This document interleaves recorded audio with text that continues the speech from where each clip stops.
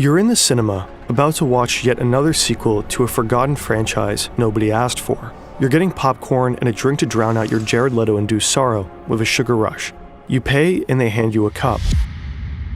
Then you see it, glowing red and chrome, the Coca-Cola Freestyle Fountain. Here, you can choose between over 100 different flavors. Cherry Vanilla Coke, Peach Sprite, maybe you'll go crazy and mix Fanta with Powerade, or maybe you just pick a classic. But this machine is way more than just a soda fountain. It's not just serving you a drink, it tracks everything you do. And while you're picking your favorite flavor, it's quietly collecting data. Data that turns customers into test subjects. Data that Coke will profit from tremendously. The Coca-Cola company is said to have invested more than $1 billion in this machine, but they're very likely turning its capabilities into much, much bigger savings and profits. Today, we're diving into how a drink dispenser became a global lab and what role you play in all of this. The Coca-Cola company is one of the biggest beverage producers on the planet. The conglomerate controls almost half of the global soda market, making billions in revenue every year. And one important way they sold their many drinks has long been soda fountains. In the olden days, ordering a soft drink would work like this. You'd walk up to the counter, place your order, and someone would pour your drink into a cup. Then self-service fountains arrived. Now you could fill your own cup at your own discretion. When you were a kid, this fountain was everything. You could mix yourself something truly undrinkable. You. However, in 2006, Coca-Cola and other beverage makers noticed something worrying. For the first time since 1985, the sales volume of carbonated beverages had declined. People started to focus more on their health and well-being. They were increasingly looking for sugar-free drinks and low-calorie options. But Coke's fountains just weren't ready for that. At that time, only about 1% of all Coke fountains in the US even offered Diet Coke. Meanwhile, the choice of sodas at convenience stores had increased dramatically. Rows and rows packed with hundreds of bottles and cans. But Coke fountains were stuck with the same limited run-up of kind of boring standard flavors. So they had to come up with an idea that would change everything. The Freestyle Fountain's design is interesting. The red, the chrome, the sculpted lines. It kind of looks like it wants to become a Ferrari when it grows up. And that's not a coincidence. It was developed with Pininfarina, the legendary Italian design house that shaped the curves of Ferrari itself. You slide your cup under the dispenser. Now comes the fun part. You see dozens of bubbles on the screen in front of you. Each bubble is labeled with a different drink. Mezzomix, Coca-Cola, Powerade, Lift, Fused Tea, and Kinley. In total, you could choose over 100 drinks. Back when you were a kid, this would have been impossible. Restaurants used massive 19-liter syrup canisters for every single drink option.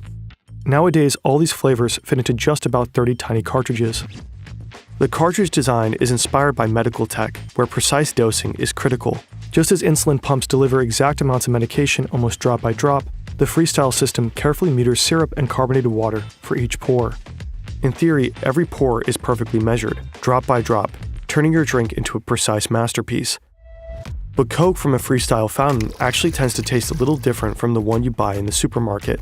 In contrast to the old canister systems that pre-mix syrup and sweetener, Freestyle keeps flavors, sweeteners, and carbonated water separate. Now, when you press the button, the flavor, sugar, and carbonated water are combined on demand. This can make your Coke taste slightly different from other preparations.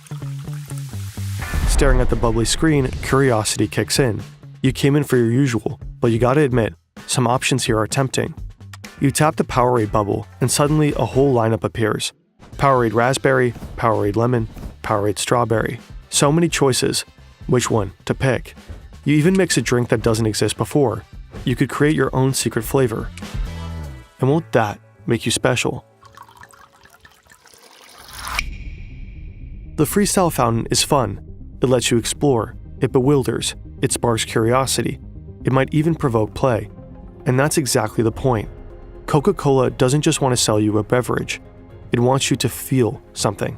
This technique is called experience marketing. Right here in front of this machine, you're not just choosing a flavor, you're interacting with the brand. You are literally experiencing it. Every tap, every bubble, every choice pulls you deeper into the Coca-Cola universe. And that matters, because moments like this make you remember Coke, not just as a drink, but as a feeling. And ideally, it wants you to go home and tell your friends about that insane machine that lets you mix your own Coke and offers that amazing weird new flavor they so gotta try. And Freestyle isn't the only example for Coke's experience marketing. Think about Share a Coke. Different campaign, same idea. And it's all part of Coca-Cola's bigger play, shifting from being just a product brand to an experience brand. Anyways, you ultimately go for a Sprite. You didn't even know Sprite Cherry existed. Time to give it a shot. You press the pour button, then you take a sip. Not half bad. You're not the only one who was curious about Sprite Cherry. All over the world, people have made the exact same choice. Obviously, Coca-Cola didn't offer you this new flavor just for fun. The Freestyle ecosystem is basically a giant testing lab. Every pour, every mix, every flavor you try feeds into a massive experiment, a sampling program on a global scale. And with this particular new flavor, the experiment actually worked. But this is just the tip of the iceberg. When Coca-Cola launched the Freestyle in 2009, they packed it with cutting-edge technology. Reliable wireless networks like the ones we have today weren't exactly standard, so Coca-Cola built their own. The network they created links every Freestyle machine directly to Coca-Cola's back-end systems, which are managed through SAP software. Think of it as the company's brain. It keeps track of everything happening across all departments in real time. Every single day, over 50,000 Freestyle machines send data back to this brain. They report everything that's going on inside them. Which flavors are being poured, what time of day they are consumed, or how much syrup is left. You might not experiment with your drink choices, but many other people do. That is how Coca-Cola discovered that people really like Coke Orange Vanilla, Sprite Cherry, Sprite Strawberry, and Coke Cherry Vanilla. Some of these flavors started as user creations, combinations people kept mixing again and again at the Freestyle machine. Others, like Coke Orange Vanilla, were developed by Coca-Cola. The more people got these, the stronger the signal became, and what started as a tiny bubble on screen ultimately moved into full production. Sure, you could argue the company might have released these flavors eventually either way, but with Freestyle, those decisions happen faster than before, and might be grounded in better data. But there's more. Before Freestyle, staff had to manually check those giant syrup canisters. They probably used inventory sheets, maybe did a bit of guesswork, and called or emailed Coca-Cola to reorder. Freestyle completely transformed fountain logistics. Every night, the system collects data from this exact machine and figures out how many units of each cartridge needs to be delivered to the cinema. And it's not just based on what you and your friends poured yesterday. Algorithms predict demand and even factor in planned promotions for specific beverages. The system calculates which cartridges need refilling and automatically creates the restocking orders. Those orders are sent straight to the distribution center, and from there, the cartridges are shipped directly to the fountain locations. Every Freestyle machine on the planet is quietly syncing. Think about how smart this is. With Freestyle, Coca-Cola can optimize their entire fountain supply chain, streamline inventory management, make restocks more efficient, and even improve their production schedule. It's probably safe to assume that this alone saves the company millions and millions of dollars along the way. If even Coca-Cola is tracking your data in real life, you won't be surprised to learn that your data is exposed everywhere, and there's nowhere to hide. Every click, search, and form you fill reveals tiny pieces of who you are.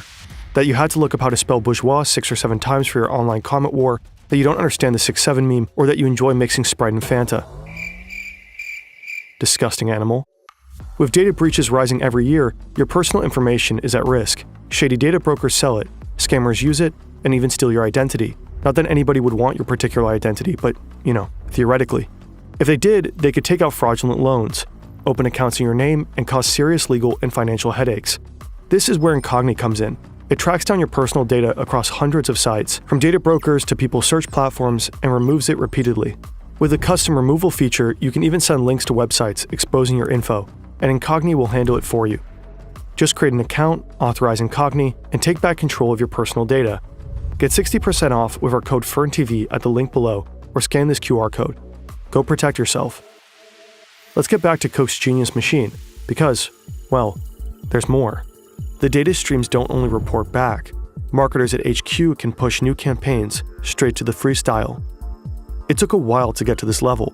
Whenever Coke wanted to push a new campaign or change content, it required a full software update, during which the machine couldn't pour a single drink.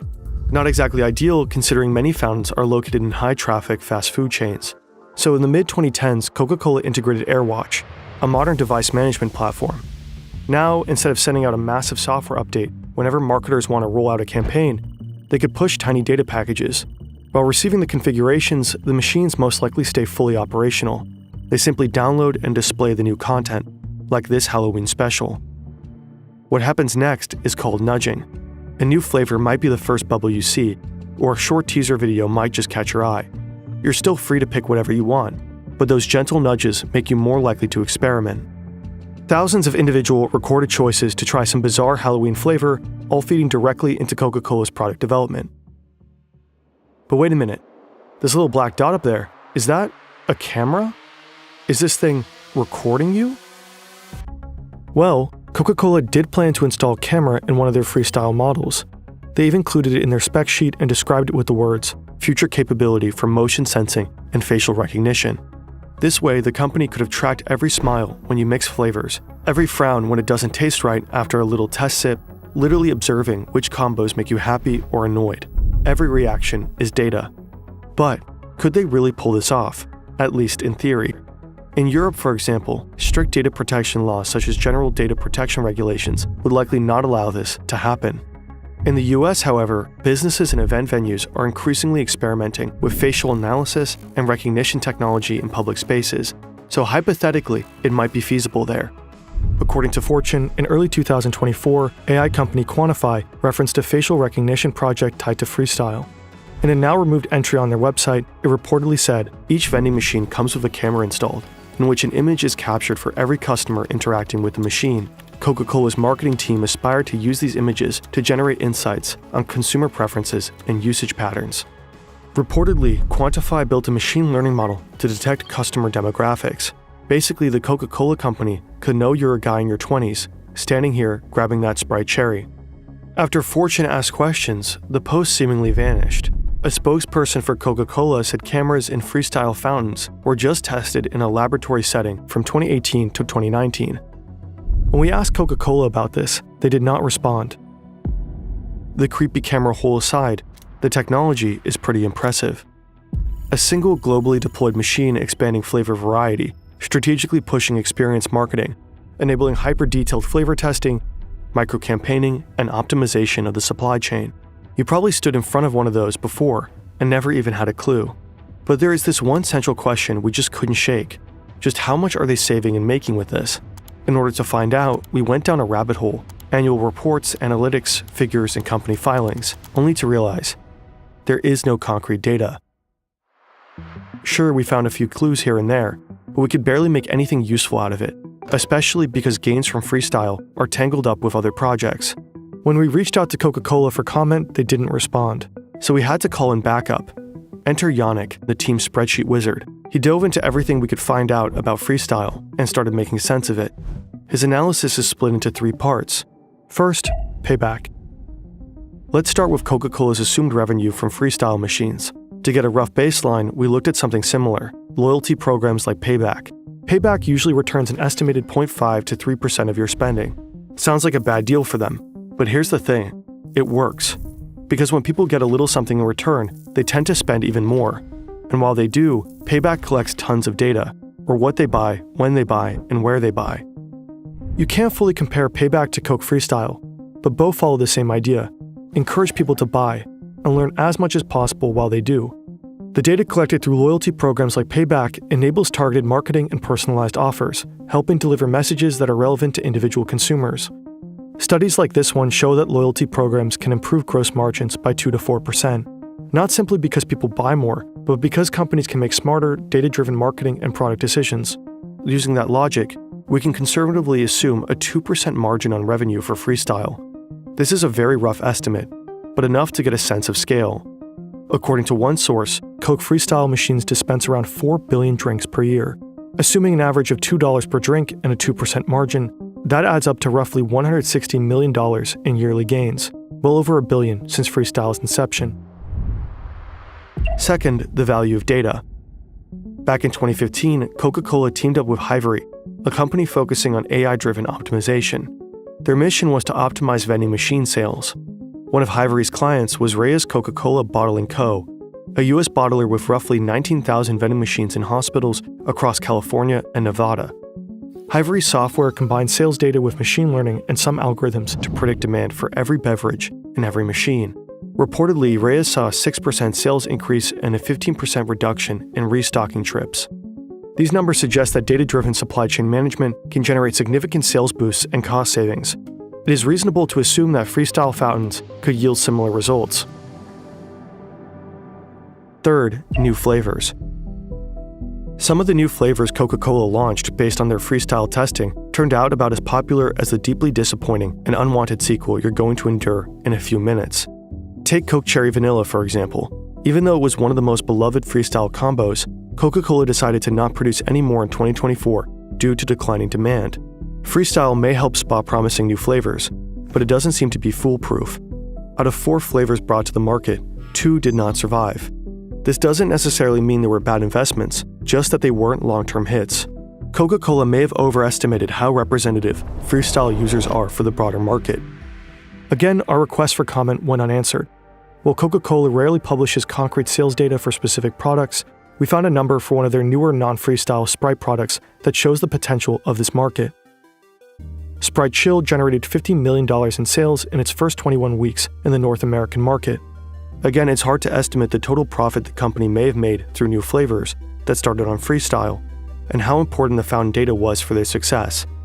But looking at all 3 aspects of Yannick's analysis, one thing is relatively safe to assume. The $1 billion Coca-Cola reportedly invested into these machines has long been made back.